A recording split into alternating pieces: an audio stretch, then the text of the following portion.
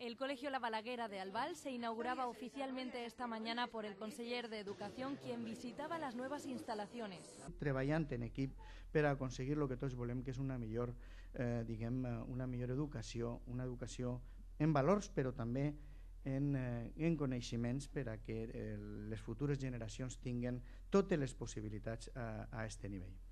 6 unidades de educación infantil, 12 de primaria y un comedor junto con instalaciones deportivas conforman el centro prefabricado. Sin embargo, en materia educativa aún queda mucho por hacer.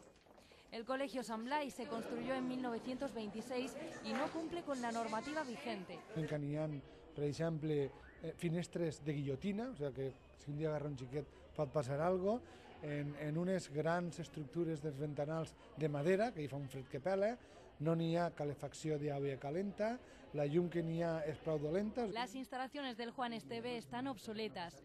El alcalde de Albal ha comunicado la situación a Fondemora, pero la conselleria no mueve ficha. Estaven encara estudiant. Evidentment, el que estem parlant, jo estic segur que quan no n'hi ha res i encara estan estudis, dins de 4 anys ja parlarem com està.